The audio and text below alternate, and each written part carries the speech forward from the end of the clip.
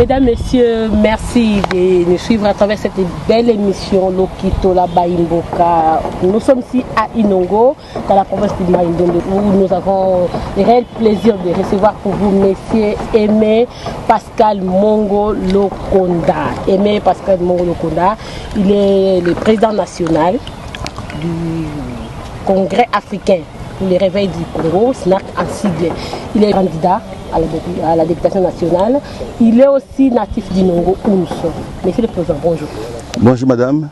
Comment va votre parti? Oui, le parti va très bien. Je suis à Inongo, comme vous l'avez si bien dit. Le parti se comporte à merveille. Vous avez vu comment le président national a été accueilli. Ça veut dire que le parti se comporte très bien. Président Aimé Mongo, quel sens vous donnez à cette tournée? Bon, en fait, c'est une tournée qui augure la pré-campagne. Il est vrai qu'on n'est pas encore en peu de campagne, mais il est évident que comme président national et candidat député national, je puisse quand même m'imprégner un peu de la situation du parti au niveau du territoire du Nongo, mon fief électoral, et aussi connaître la santé du parti par rapport aux militants, et surtout présenter ceux qui seront candidats au niveau de l'Assemblée nationale, donc des députations nationales et éventuellement nos candidats au niveau de la députation provinciale. Vous avez aligné combien de candidats? Par rapport à où? À Inongo ou à la députation provinciale ou nationale? Vous avez aligné combien de candidats? Bon, en fait le parti SNAC est membre d'un regroupement politique AAB. Dans le cadre du regroupement, il y a eu un quota qui a été alloué au parti SNAC. Au niveau de la députation provinciale, nous avons aligné 33 candidats à travers la République et puis 30 candidats au niveau de la députation nationale. Président Aimé Mongo, quel est le message particulier que vous avez apporté à la population de ce coin du pays? Bon, en fait, le message il a été très simple, c'est le message de l'unité. Parce que cette province est à construire. Vous savez que nous étions un ancien district qui s'est mué en province. Et donc nous avons estimé qu'aujourd'hui, il est plus qu'important que nous, comme natifs de cette province, nous puissions travailler à l'unisson, travailler ensemble, la main dans la main, comme dit-on, l'union fait la force, pour que nous puissions assurer le devenir meilleur de cette province. Vous êtes arrivé ici à Inongo le samedi 6 octobre. Quelles sont vos impressions par rapport à la façon dont on vous a accueilli? Bon, je suis un homme très habitué à être accueilli. Je pense que c'est le fruit d'un travail bien fouillé, un travail bien fait. Et surtout que cette population, c'est vrai, comme je l'ai dit, je suis né à Inongo. Je ne suis pas étranger de ce coin. Et mon passé m'a effectivement rattrapé, mon passé qui a été meilleur m'a effectivement rattrapé, et c'est ça l'essence de l'accueil chaleureux et délirant dont j'ai été l'objet avec toute la délégation. Mon président, pouvez-vous dresser un état de lieu de la situation socio-économique de ce coin du pays? Ouf! Comme je l'ai dit, à l'instar de toute la République, Mai-Ndombe a effectivement besoin d'être développé. Donc la situation socio-économique de la province n'est pas encore au grand rendez-vous. Ça veut dire qu'il y a des efforts à fournir dans l'encadrement notamment de ceux qui ont la charge de pouvoir assurer les devenir de cette province. Il y a encore des efforts à fournir. Et ce n'est pas un cas particulier de la province de Mai-Ndombe. C'est un cas général et donc il faut travailler ensemble pour qu'effectivement cette province qui est notre province, n'oubliez pas que cette province a été autrefois appelée le domaine de la couronne. Et je sais que lorsque le roi Léopold II, voulant laisser les Katanga au Congo belge, avait indiqué que la province de Mai-Ndombe serait son domaine privé. Et ça veut dire qu'un roi très avisé, éclairé comme lui, ne pouvait pas prendre la province de Mai-Ndombe comme domaine de la couronne sans qu'il sache ce qui rigole cette province en termes de potentialité. Et donc, mais actuellement, effectivement, et comme partout ailleurs, il y a encore des efforts à fournir. Vous êtes candidat député national. Si vous étiez élu, quelles sont les actions prioritaires que vous avez proposées au Parlement pour dresser la situation de cette contrée? Mais écoutez, le mandat d'un député national est très clair. C'est un législateur. Il est connu qu'il faut des lois, il contrôle les actions menées par le gouvernement, les entreprises publiques.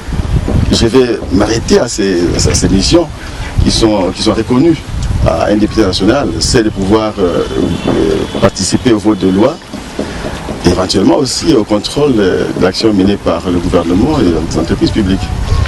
En tant que natif d'Inongo et Mimongo, quelles sont les actions que vous avez déjà entreprises? Parce qu'ici à Inongo, les gens disent que au Salabisonini, Toyebiote aux Amona Inongo, comme les gens disent à Lingala, Toyebiote au Salabisonini en tant que natif d'Inongo.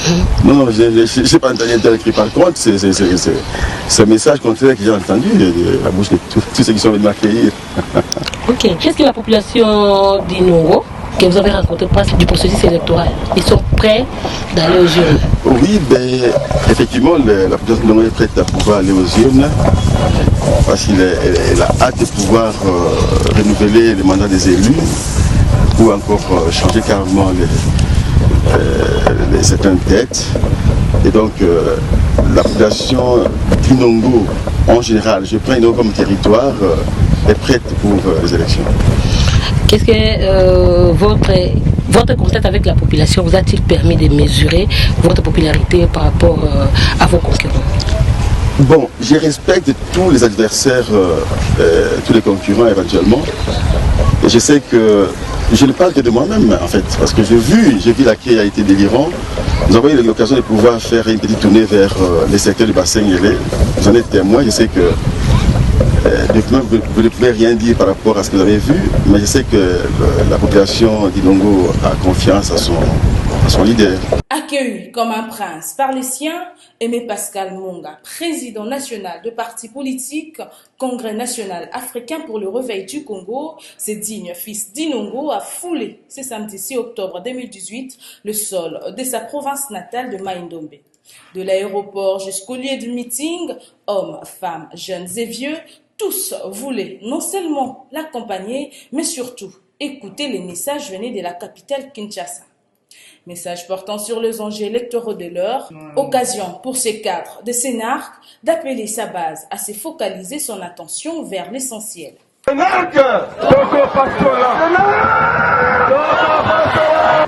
Message va baisser, tu ne vas jamais beaucoup la division, tu vas toujours la unité. S'il vous plaît, bateau va dire que la terre Aimé Pascal Mongo depuis la Botama Awa, il y a rigueur, il y a principe. Discipline, s'il vous plaît. Injurité. Ceux qui nous disent qu'il y a Aimé Mongo, vous avez la monoko. On a la éducation à Emoko. Mais on a biso, la discipline, injurité, au contraire. Il faut aussi mana, le poteau, la main, dans la main. Pour la division, jamais tu peux avancer. Maintenant, unité, tu dois avancer, tu dois avancer. S'en est suivi de la présentation des candidats Sénarc aux élections le 23 décembre 2018. Une descente très appréciée par la population de ce coin.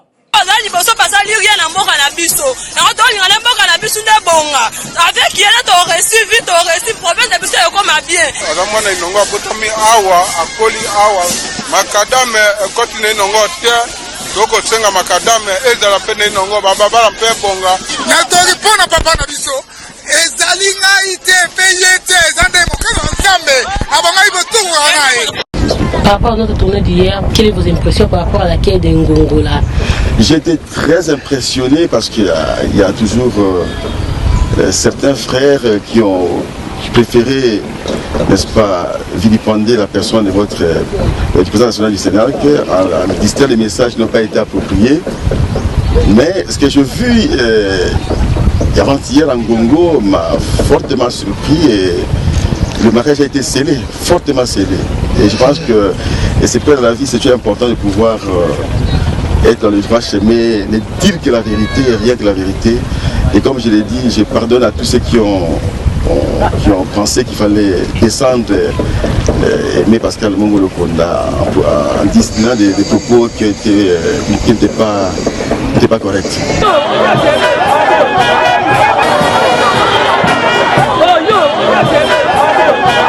La province de Mai-Ndombe a vibré lors du séjour du président du Congrès national africain pour le réveil du Congo SNARC, Après sa descente à Inongo le 6 octobre 2018, le dimanche 7 octobre 2018, Aimé Pascal Mongo Lokonda s'est rendu d'abord au village de Selenge, puis Mekiri, Pili, Kundo, Itebe, Ngongo, Banzo, avant de se rendre à Tanepengue. C'est un accueil chaleureux qui lui a été réservé par la population.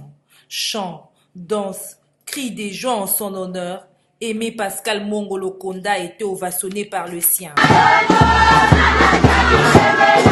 Même le coucher du soleil n'a pu empêcher la foule immense de venir accueillir ces dignes fils du terroir. Partout où il est passé, le président du SNARC n'a pas manqué de poser des gestes de générosité comme il en est de ses habitudes. Tel est le cas de cette famille ayant perdu l'un de leurs qui a bénéficié de la bienfaisance d'Aimé Pascal Mongo Lokonda. L'infatigable de poursuivre son chemin sous une pluie battante, ne l'empêchant nullement d'atteindre le village de Tanepengue pour communier avec ses frères. Il leur a transmis un message de paix, d'amour, de l'unité en vue du développement de leur province de Maïndombe. Nous sommes une famille. Bilan de la politique est divisée, s'il vous plaît. Parce que ceux qui ont dit que la politique est divisée,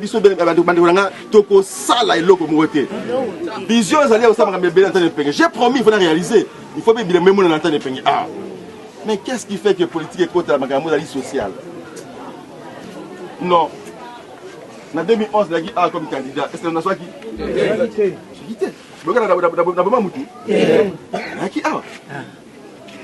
parce que politique, ils ont sauté, non. Ils ont sauté, s'il vous plaît. Que la politique ne nous divise pas. Et diviser, bisop, collaborer.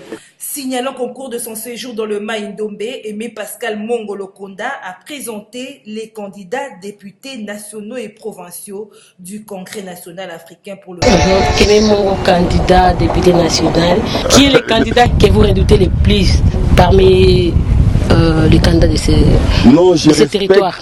Je respecte tous les candidats. C'est la même réponse. Oui, bien sûr, tous les candidats sont respectés. Je n'ai pas à pouvoir dire que tel me fait peur, non, tous me font peur. Tous les candidats me font peur parce que je les respecte tous. Voilà, parlons un peu des élections, Monsieur le Président. À la lueur où vont les choses, croyez-vous personnellement à la tenue des élections cette année? Bon, je voudrais paraphraser le président de la CENI qui disait autrefois, Kisangani, que techniquement la CENI est prête. Mais il y a certainement certains préalables politiques qui nécessitent quand même, n'est-ce pas, qu'il y ait un consensus qui nous permettrait de dégager, de baliser les chemins vers des élections apaisées. Vous savez, j'ai toujours dit que les élections, c'est un grand moment de fête, un rendez-vous où les Congolaises et les Congolais se retrouvent, n'est-ce pas? Et ça n'arrive que peut-être après 5 ans. Donc, que ce moment soit vraiment un moment de convivialité.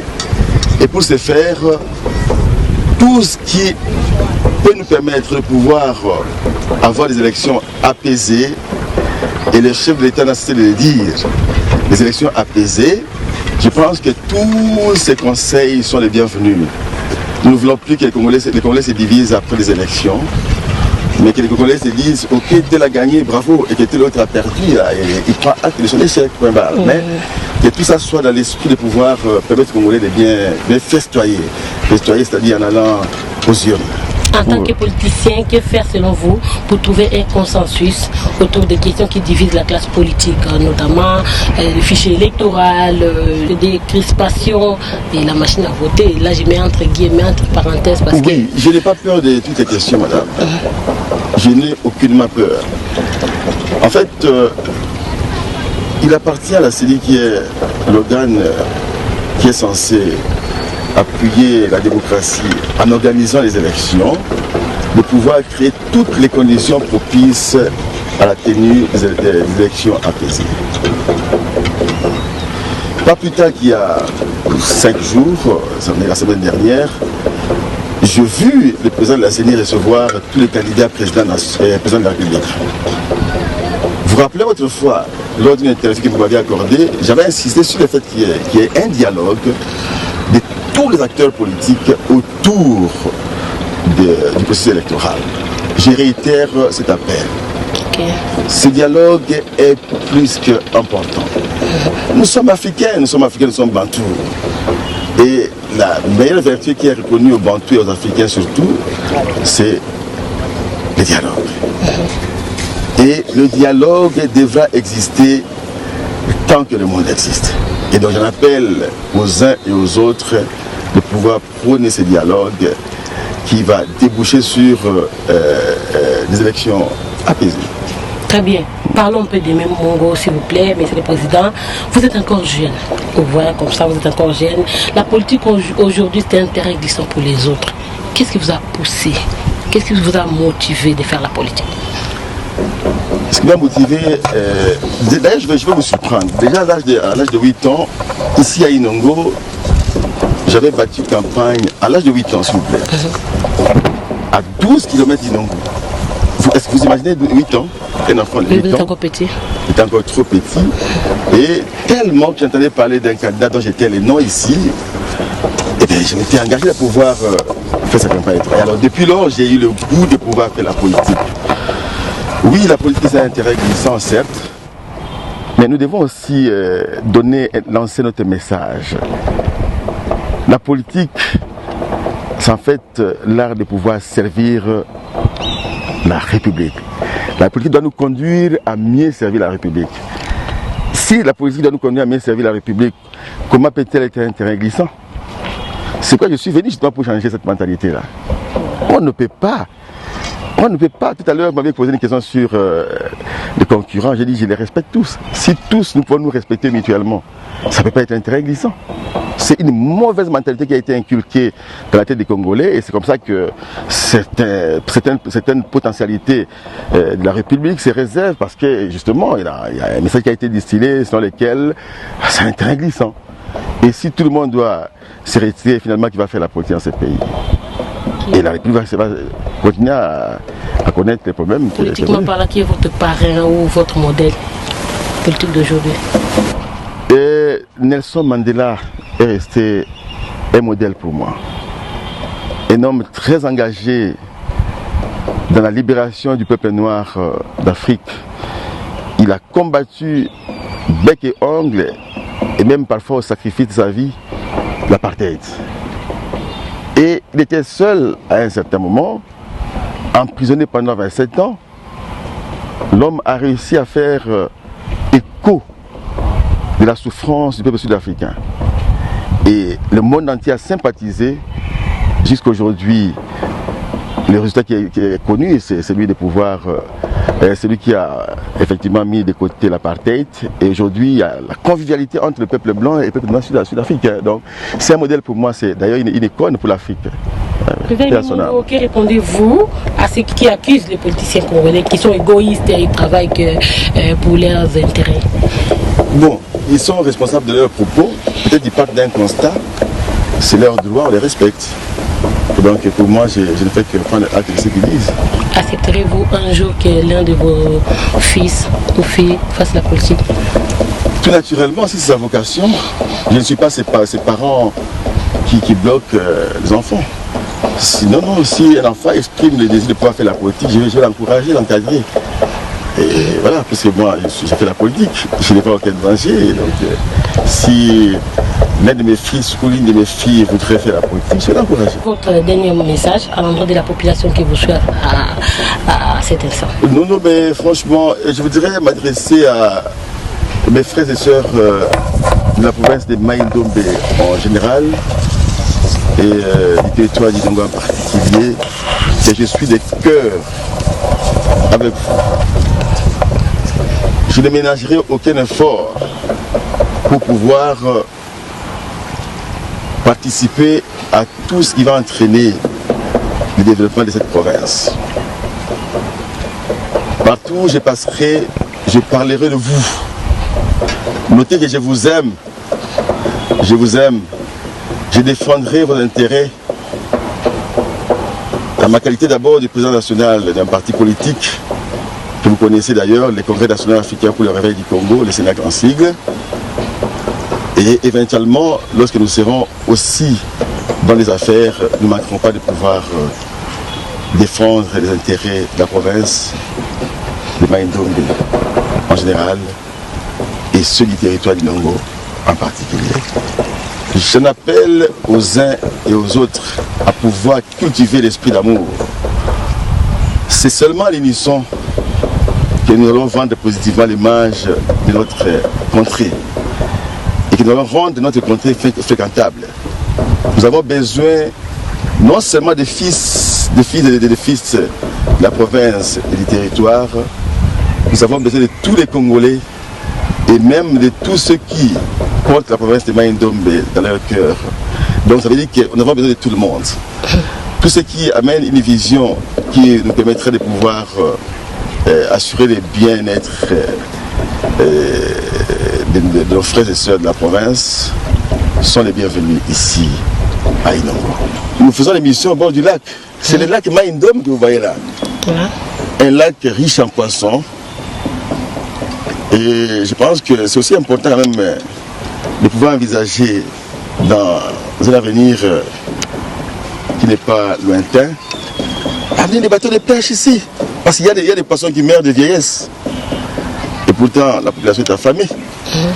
Tout ceci, je voudrais quand même que tous ceux qui voient ces lacs ici puissent, dans la mesure du possible, apporter leur expertise pour que nous puissions effectivement nourrir les populations de la province de Mai-Ndombe avec les poissons qui sont très nombreux ici dans ces lacs. Merci madame. Voilà, merci beaucoup. Il est Aimé Pascal Mongolo-Konda, président national du Congrès national africain pour le réveil du Congo. CNAC en sigle. Merci de nous avoir suivis. Merci président d'avoir répondu à notre invitation. Je vous en prie madame.